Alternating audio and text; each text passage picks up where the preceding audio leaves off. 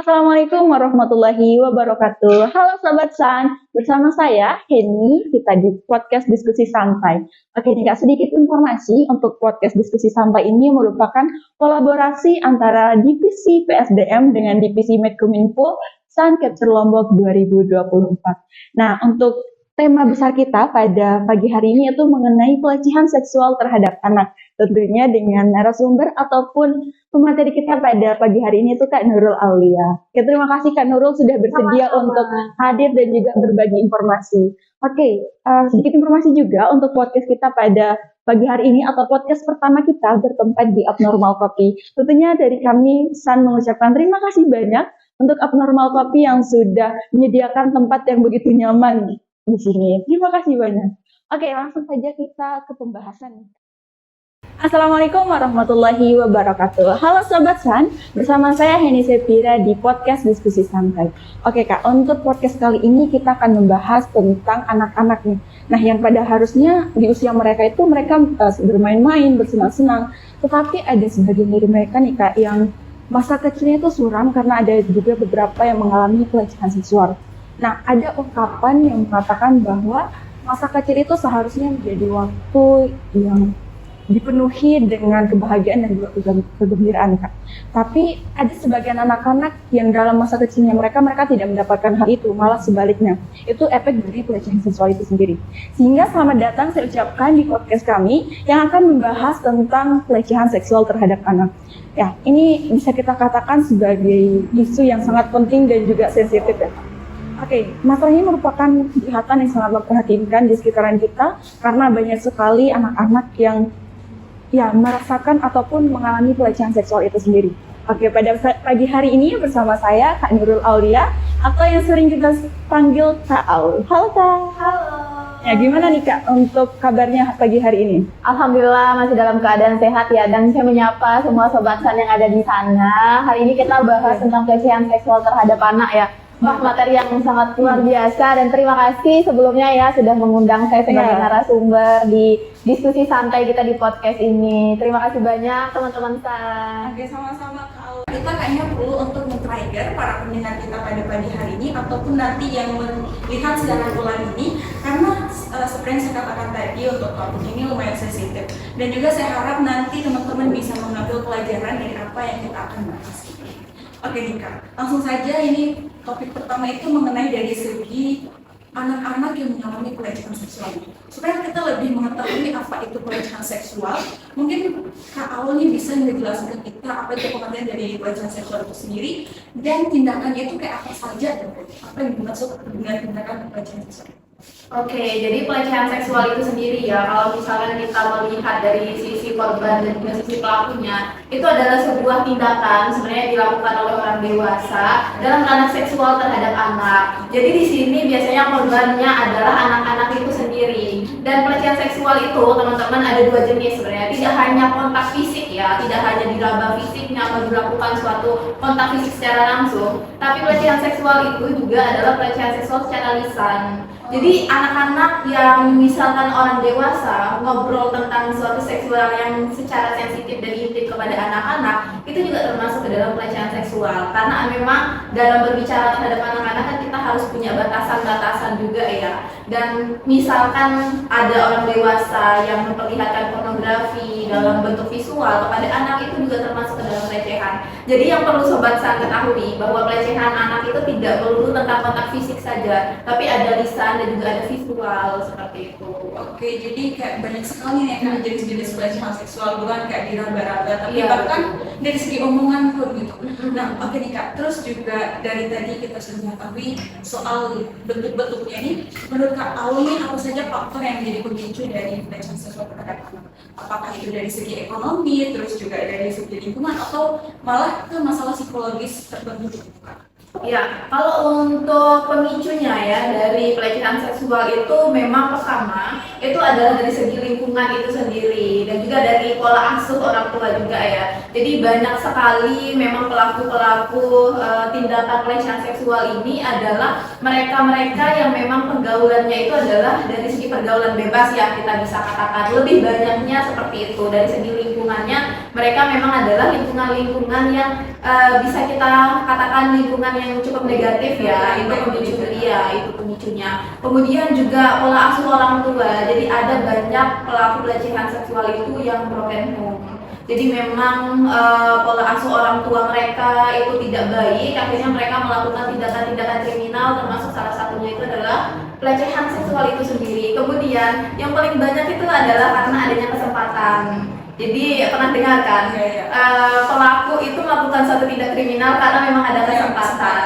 Nah itu juga pola asuh orang tua dari korban. Jadi memang ketika anak itu tidak dibekali dengan pengetahuan, misalkan pendidikan seks secara dini, itu banyak sekali terjadi. Karena anak-anak itu kalau misalkan tidak tahu apa-apa tentang diri mereka, tentang mana sih yang boleh disentuh dan tidak, maka mereka akan secara bebas dieksplor oleh orang lain. Jadi pola asuh itu juga sangat berpengaruh ya, menurut saya, termasuk juga dari sisi korban dan juga dari sisi pelaku. Jadi itu beberapa teman-teman yang memang menyebabkan pelecehan seksual yang banyak sekali terjadi kasusnya di lingkungan kita ya Kak ya.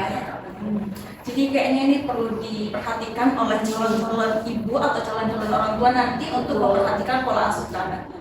Oke, tadi kita membicarakan tentang pola asuh itu dari segi pelaku. Bagaimana ataupun apa saja dampak yang akan dirasakan oleh korban, terutama untuk anak-anak ini, karena di usia mereka yang masih kecil, seperti kita ketahui kalau anak-anak tuh hal mereka saat kecil tuh akan tetap mereka ingat gitu sampai besar gitu.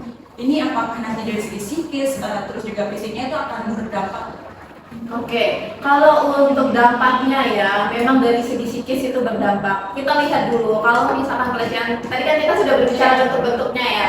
Jadi kalau misalkan pelecehan seksual itu secara fisik, tentu akan ada bekas secara fisiknya juga.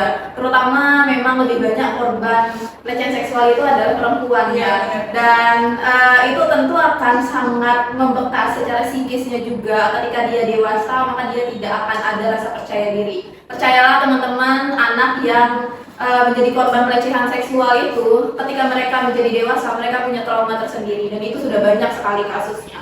Bahkan ketika mereka bisa dikatakan belum dewasa ya, masih menginjak waktu bertas. Tadi kita sudah membicarakan bagaimana tentunya pola asuh itu sangat berpengaruh untuk anak-anak ke depannya. Nah ini kalau kita berbicara dari segi korban, apa saja dampak yang akan mereka alami begitu? Apakah terutama saat mereka masih kecil hingga nanti mereka dewasa gitu, tentu dari psikis maupun dari fisik mereka. Oke, kalau untuk korban itu sendiri ya, sebenarnya ada banyak sekali dampak yang mereka alami ketika dilakukan pelecehan seksual terhadap mereka. Pertama kita harus lihat dulu bentuk pelecehan seksual yang memang terjadi di korbannya. Tadi kita sudah bicara ya, ada beberapa bentuk pelecehan seksual. Kalau misalkan itu bentuknya adalah fisik, maka tentu akan ada bekas fisik nantinya ketika mereka dewasa, bekas itu akan tetap ada. Kemudian ada juga yang bentuk visual dan juga lisan. Itu juga akan membekas ke psikis mereka. Semua bentuk pelecehan seksual itu berbekas kepada psikis korban itu sendiri. Karena kita tahu sendiri ya, korban dari pelecehan seksual itu kebanyakan perempuan.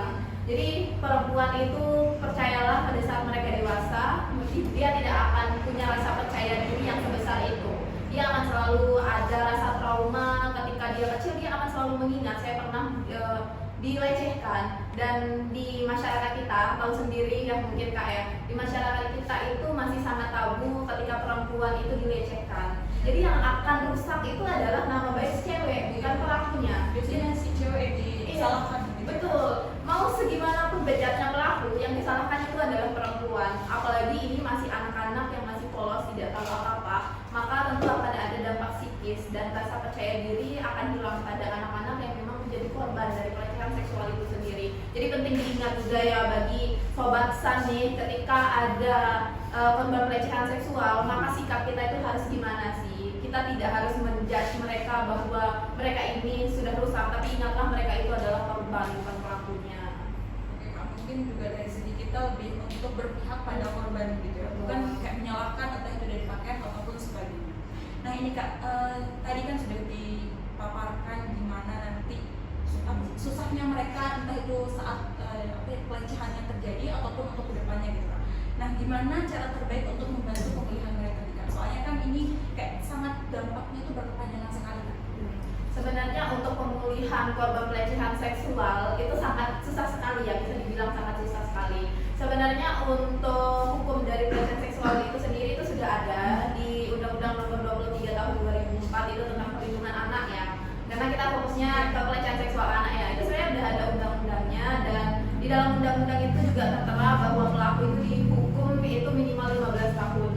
Jadi tapi menurut kita dari segi korbannya 15 tahun itu tidak cukup.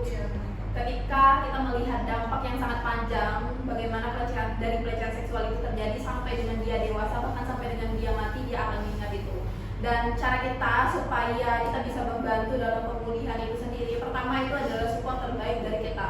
Jadi kita semua masyarakat itu harus percaya bahwa perempuan maupun korban yang menjadi pelecehan seksual itu sendiri itu dia merupakan korban, bukan pelaku. Dan jangan sampai korban dari pelecehan seksual itu diasingkan dari masyarakat, karena kita banyak sekali melihat bahwa korban-korban pelecehan seksual itu malah dia yang diasingkan dari masyarakat, seperti dilihat seperti pelacur dan sebagainya, padahal mereka adalah korban, mereka dipaksa melakukan itu, apalagi terutama anak-anak ya, dan tentu nama baik keluarga mereka juga akan ikut tercoreng dengan itu. Jadi hal yang memang bisa kita lakukan itu adalah memberikan support yang luar biasa, bahwa dia itu anak-anak ini masih bisa berkembang sama seperti kita. Jadi perlakukanlah mereka itu jangan seperti orang-orang yang memang dia adalah korban yang sudah rusak, tetapi perlakukanlah seperti memang dia anak-anak pada normalnya yang masih punya masa depan. Itu hal yang memang pola pikir yang harus kita ubah di masyarakat ya Pak ya, kayak dengan pelecehan seksual. Itu dia Sobat San. Jadi nanti kalau misalkan Sobat San di sekitarnya itu ada anak-anak yang terkena pelecehan seksual, saya harap untuk Sobat San sekalian bisa untuk kita sama-sama merangkul anak-anak itu. Nah tadi Kak Al sudah menjabarkan tentang trauma. Menurut Kak Al nih, dari segi apa ya, cara kita memperlakukan anak-anak yang terkena pelecehan seksual ini, apakah trauma yang terjadi itu bisa untuk dihilangkan begitu? Nah kalau misalnya bisa dihilangkan, kayak gimana proses untuk penghilangan dari trauma ini gitu Kak? Oke, baik, kalau untuk trauma itu sendiri itu sebenarnya terletak pada kepercayaan diri anak itu sendiri. Sebaik apapun support kita di luar sana, semua keluarga dan semua masyarakat, kalau misalkan dari anak itu sendiri dia tidak ada kemauan untuk bangkit lagi, traumanya terlalu besar, itu tidak akan bisa.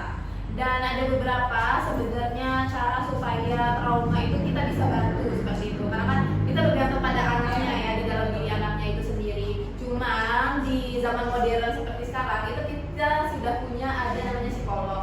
Jadi kalau misalkan traumanya itu terlalu besar, itu bisa dibantu dengan psikolog. Ada beberapa psikolog yang memang khusus untuk pelecehan seksual anak sebenarnya.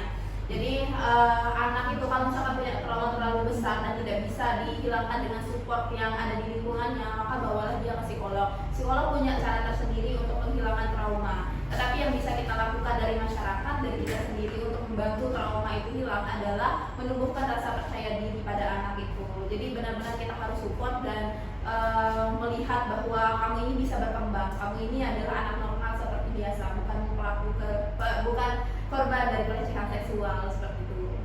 Oke Kak, berarti support dari orang-orang sekitar itu sangat-sangat benar-benar dibutuhkan ya. Nah ini Kak tadi mengenai masyarakat. Kalau tadi kan kita berbicara tentang bagaimana dari segi korban, bagaimana dari masyarakat supaya kita tuh bisa mengedukasi masyarakat. Soalnya kadang kita kalau misalkan melihat sesuatu tuh kayak, atau apalagi pelecehan yang secara tidak sengaja terlihat atau terlintas di depan mata kita, kayak kita tuh merasa ragu untuk menegur gitu. Itu bagaimana cara kita untuk mengedukasi entah itu masyarakat, orang tua terutama, supaya lebih waspada tentang hal-hal seperti itu. Iya, sebenarnya untuk edukasi terkait dengan pelecehan seksual ini ya masih sangat tabu di masyarakat. Kita bisa bilang ini sangat tabu karena pendidikan seks itu tidak diajarkan di sekolah manapun. Kalau kita lihat dari SD, SMP sampai dengan SMA, tidak ada yang membahas tentang pendidikan seks. Bahkan sebenarnya ini sangat penting sekali ya, karena anak itu tidak tahu bagaimana dia harus menjaga dirinya sendiri. Dia tidak tahu bagaimana apa saja sih bagian tubuh yang boleh disentuh, yang tidak boleh disentuh, yang boleh dijamah orang lain atau tidak. Jadi yang pertama dari masyarakat, termasuk tadi pola asuh orang tua itu harus diperbaiki lagi. Dan pemerintah itu sebenarnya punya beberapa program yang memang ada di bagian pelecehan seksual. Seperti itu ada beberapa edukasi terhadap masyarakat dan lain sebagainya. Cuma itu peran dari kaum muda juga sangat berperan ya. Kita yang kaum muda, terutama sobat-sobat san yang tentunya masih di umur produktif, itu juga harus gencar mengkampanyekan bahwa pelecehan seksual itu adalah perbuatan yang tidak baik, dan kita harus mengkampanyekan bahwa masyarakat itu juga harus support terhadap pelecehan seksual ini harus support untuk menolak pelecehan seksual. Jadi anak-anak juga dibekali pertama adalah pendidikan seksnya, kemudian kita pemuda juga harus gencar mengkampanyekan ini. Kemudian yang ketiga itu adalah dari sisi pemerintah yang tadi terkait dengan program-program yang ada. Jadi hal-hal itu semuanya bisa kita kolaborasikan mulai dari pemuda, pemerintah, kemudian masyarakat, orang tua dan lain sebagainya. Jadi itulah yang nantinya akan membantu kita sama-sama untuk supaya pelecehan seksual ini minimal kasusnya berkurang lah ya. Karena Kak ini tahu nggak sih fun fact-nya, faktanya di tahun 2003 itu kasus pelecehan seksual yang dilaporkan hanya 3.000 kasus, hanya 3.000. Dan kalau kita lihat itu tidak mungkin hanya 3.000 karena orang-orang yang mengalami pelecehan seksual itu kebanyakan tidak melapor. Karena dampaknya itu adalah di korbannya, yang terutama perempuan. Mereka akan malu kalau misalkan tercatat di dalam kasus pelecehan seksual. Jadi sangat ini ya, pelecehan seksual itu masih secara sembunyi-sembunyi lah kita bilang untuk kasusnya ini. Seperti itu Kak. Jadi sebenarnya pelecehan seksual ini sebenarnya lebih banyak dari yang dilaporkan itu ya Kak. Karena balik lagi bagaimana judge dari masyarakat terhadap orang-orang yang terkena pelecehan seksual ini. Jadi kayak benar-benar semua peran kita itu benar-benar dibutuhkan, entah itu untuk masyarakat ataupun nanti untuk terutama untuk kita yang masih dikatakan Gen Z gitu kan. Itu sangat berpengaruh begitu untuk menanggulangi bagaimana pelecehan seksual ini. Nah, oke Kak, tadi juga sebenarnya sudah dijelaskan tentang upaya pemerintah itu dengan cara ada undang-undang dan lain sebagainya. Menurut Kakak nih, apakah itu sudah kayak sudah cocok ataupun setimpal dengan hal-hal yang si pelaku lakukan terhadap si korban? Kalau kita lihat ya, kembali kita lihat kepada undang-undang yang dibentuk pemerintah tadi, itu maksimal 15 tahun untuk pelecehan seksual. Kalau kita secara pikir ya, mereka dihukum 15 tahun, sedangkan si korban itu mengalami trauma seumur hidupnya. Jadi apakah itu pantas atau tidak, silahkan dinilai sendiri oleh teman-teman secara pribadi. Tapi menurut saya secara pribadi ya, sebagai narasumber, itu sangat-sangat tidak cukup ya 15 tahun itu, karena efeknya ini seumur hidup. Dan tentunya juga yang menjadi judgement di masyarakat itu adalah korban, bukan si pelaku. Si pelaku mungkin akan tenang di penjara sana, makan gratis dan lain sebagainya, tapi si korban itu mengalami banyak sekali gangguan kejiwaan, akan mengalami banyak sekali trauma, dan 15 tahun itu menurut saya tidak cukup. Mungkin harus ada sanksi sosial juga dari masyarakat terhadap pelaku. Tidak hanya sanksi dari pemerintah, mungkin kita juga harus sama-sama menolak ya bagaimana pelecehan seksual itu terjadi di masyarakat. Jadi untuk Sobat San ini saya harap Sobat San juga ikut untuk menggencarkan say no to pelecehan seksual terutama terhadap anak. Karena anak ini kan kita bisa katakan sebagai masa depan bangsa. Nah, jadi tadi kita sudah berbicara tentang masyarakat, terus juga dari segi korban, terutama dari anak-anak. Nah, ini mari kita bahas bagaimana dari segi si pelaku juga. Kan pasti kayak tadi memang sudah dikatakan ada pola asuh yang kurang. Nah, bagaimana sih apa sebenarnya yang mendasari pelaku dalam melakukan tindakannya ini? Apakah ya tadi karena ada kesempatan dan juga atau ada karena dari psikologisnya atau dari hal-hal lainnya? Oke, kalau untuk pelaku sendiri ya, itu ada beberapa hal yang memang mendorong dia untuk melakukan pelecehan seksual itu sendiri. Pertama, memang yang kita temukan itu ada beberapa gangguan psikis dari pelaku itu secara pribadi ya. Misalkan mungkin teman-teman tahu ada istilah hypersex. Nah, itu juga dialami beberapa pelaku. Jadi memang yang punya bukan disabilitas ya, mungkin kelainan lah ya, kelainan di bidang seksualnya itu dia sangat-sangat punya banyak peluang untuk melakukan pelecehan seksual. Karena mungkin objek seksualnya itu selalu berbeda-beda ya. Biasanya orang-orang seperti itu melakukan pelecehan seksual, dan korban yang paling gampang itu adalah anak-anak, karena anak-anak itu masih polos dan tidak bisa menolak. Jadi dia tidak tahu apa-apa. Itu yang pertama, psikisnya, kemudian kelainan yang dia hadapi. Kemudian yang tadi yang kedua ada kesempatan. Jadi sebenarnya mungkin awalnya dia tidak punya niatan melakukan itu, tetapi karena mungkin ada kondisi yang mendorong dia untuk melakukan itu, dia bisa saja melakukannya di kondisi rumah sepi. Dan fun fact-nya juga ya, pelaku pelecehan seksual itu kebanyakan dari orang terdekat, jadi bukan dari orang asing. Jadi orang terdekat itu sangat-sangat berpotensi untuk melakukan pelecehan seksual, kebanyakan seperti itu. misalkan dalam kondisi rumah yang sepi, kemudian hanya ada mereka berdua di sana, itu bisa saja terjadi pelecehan seksual. Dan banyak kita lihat ya, pelecehan seksual itu dari ayah yang melakukan ke anaknya, ada yang dari kakaknya, pamannya, dan lain sebagainya. Jadi itu dua kesempatan. Kemudian yang ketiga tadi itu adalah pola asuhnya, pola asuh terhadap korban maupun pelaku. Jadi ketika pola asuh orang tua itu tidak kuat, tidak menanamkan nilai-nilai sosial, nilai agama yang nilai kebaikan yang memang tertanam seharusnya tertanam di diri masing-masing anak dan pelaku, itu bisa juga terjadi pelecehan seksual seperti itu. Dan ada banyak lagi faktor yang mempengaruhi itu ya, kayak kalau kita kupas tuntas secara satu persatu mungkin kita bisa 2 hari di sini ya, kayak karena kalau kita katakan manusia itu adalah makhluk yang susah untuk ditebak ya. Betul sekali.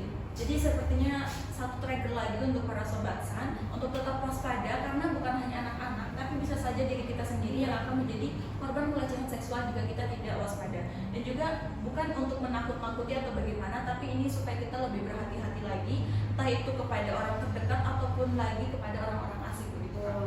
Nah, ya tadi jika kita mengatakan entah itu orang terdekat ataupun orang asing, ini sebesar apa kemungkinan akan terjadinya pelecehan seksual terutama terhadap anak yang masih polos dan belum mengetahui ini itu begitu Kak. Dan juga bahkan di lingkungan kita sendiri begitu. Itu bagaimana? Oke, kalau kita melihat ya seberapa besar sih kesempatan pelecehan seksual itu bisa terjadi. Pelecehan seksual itu bisa terjadi ke siapapun, tidak hanya anak-anak, bahkan orang dewasa seperti kita itu banyak sekali mengalami pelecehan seksual itu sendiri. Jadi kesempatan itu ada di mana-mana. Kalau dibilang ada berapa persen kesempatan itu, 100% semuanya bisa terjadi ke dalam kita, ke dalam diri kita sendiri. Dan kuncinya itu adalah kita harus memang dibekali dengan ilmu yang melekat lah di diri kita terkait dengan pelecehan seksual itu sendiri, terutama tadi pendidikan seks terhadap anak, bagian tubuh mana sih yang mungkin boleh disentuh orang lain dan tidak boleh disentuh orang lain. Karena kalau misalnya kita sudah membekali anak-anak di rumah dengan pembekalan seperti itu, kalau misalnya dia mengetahui dunia luar, dia sudah menghadapi dunia luar, dia akan bisa membedakan mana sih memang niat yang baik terhadap mereka, mana niat yang memang buruk, terutama niat dari pelecehan seksual itu sendiri. Jadi kalau bicara kesempatannya, kita semua punya kesempatan dan peluang untuk dilecehkan seperti itu. Oke, itu tadi. Jadi sekali lagi kita perlu waspada, terutama untuk anak-anaknya. Kita harus mengawasi mereka, bagaimana teman bermain mereka, karena bisa saja juga teman bermain bahkan melakukan pelecehan begitu. Ini benar-benar kondisi yang sangat perlu kita perhatikan lagi. Belum lagi banyak sekali berita-berita yang mengatakan ibu melecehkan anak, bapak yang melecehkan anak. Oke, ini satu pertanyaan terakhir. Mungkin tadi udah banyak disebutkan juga oleh Kak Alul. Ini cara kita untuk benar-benar memberantas itu, bagaimana langkah efektifnya gitu untuk memberantas, atau bahkan sebenarnya tidak bisa untuk diberantas karena setidaknya kita bisa mengurangi gitu kan dari pelecehan seksual ini. Oke, jadi kalau dalam penanganan pelecehan seksual itu juga ada namanya hexahelik ya. Jadi hexahelik itu adalah kolaborasi antara berbagai pihak. Jadi semua itu berperan di dalam pengurangan dari pelecehan seksual itu sendiri. Pertama itu pemuda tadi, kita sebagai generasi terutama sobat San itu harus gencar mengkampanyekan SIM untuk pelecehan seksual. Kemudian yang selanjutnya itu dari segi pemerintah juga harus membuat suatu kebijakan yang memang pro terhadap korban, bukan pro terhadap pelaku. Terutama tadi tentang undang-undang yang 15 tahun itu mungkin bisa saja ya setelah mendengar podcast ini, siapa tahu pemerintah mungkin ingin merubah dari undang-undang itu, karena menurut aku pribadi itu 15 tahun itu sangat tidak cukup. Jadi kebijakan dari pemerintah, kemudian program-program pemerintah seperti workshop maupun pelatihan-pelatihan yang memang di bidang di bidang yang condong kepada pelecehan seksual itu perlu. Kemudian ada dari segi masyarakat. Dari segi masyarakat juga harus mendukung bagaimana supaya pelecehan seksual ini terjadi pengurangan. Jadi bukan malah peningkatan, dan masyarakat itu sangat berperan terhadap support untuk mengurangi trauma dari si korban itu secara pribadi. Kemudian setelah masyarakat juga ada komunitas, termasuk komunitas San ini. Aku sangat berharap nih komunitas San dan juga komunitas-komunitas pemuda lainnya itu bisa terus mengkampanyekan bahwa pelecehan seksual itu memang adalah suatu tindakan-tindakan yang memang tidak boleh dilakukan di dalam masyarakat kita. Nah, kemudian juga ada pendidikan. Pendidikan itu sangat berpengaruh sekali, terutama lembaga-lembaga pendidikan. Yang tadi sudah kita bahas ya, bahwa dari SD sampai dengan SMA, sampai dengan kuliah itu tidak pernah ada yang membahas tentang pendidikan seks maupun pelecehan seksual itu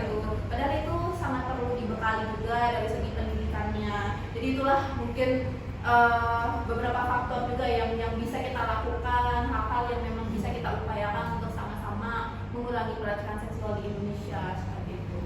Oke, sebenarnya juga dari segi pelecehan seksual itu memang masih tabu gitu ya Kak, dari segi anak-anak, karena kayak mereka mungkin para orang tua berpikir kok ini soal seks nanti dulu Iya. untuk anak-anak, padahal itu adalah bisa juga sebagai ilmu untuk anak-anak supaya mereka lebih waspada dan juga setidaknya bisa untuk melindungi diri gitu, untuk perlindungan pertama begitu ya. Betul.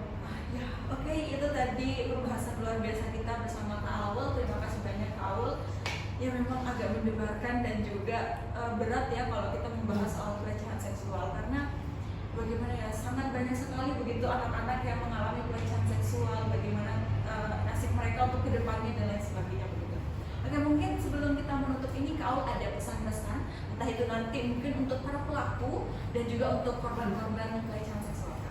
Oke, kalau closing statement ya dari Iya. aku. Jadi teman-teman yang masih muda, pemuda, terutama teman-teman komunitas dan sobat san di sana, aku sangat mengharapkan semua yang menonton podcast ini itu bisa mengkampanyekan bahwa pelecehan seksual itu adalah tindakan yang tidak baik, dan kita harus sama-sama mensupport korban, terutama korban-korban yang di sini dalam halnya anak-anak, bahwa mereka itu masih punya masa depan.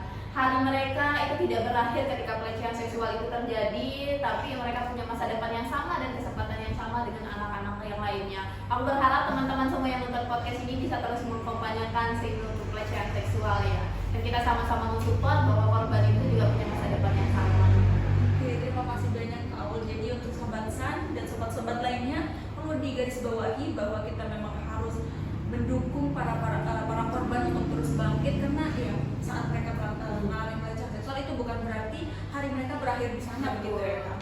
Oke, sebenarnya itu saja untuk pembahasan kita pada pagi hari menuju siang hari ini. Terima kasih banyak Kak untuk materi-materinya, untuk penjelasan-penjelasan dan juga insight-insight berikutnya.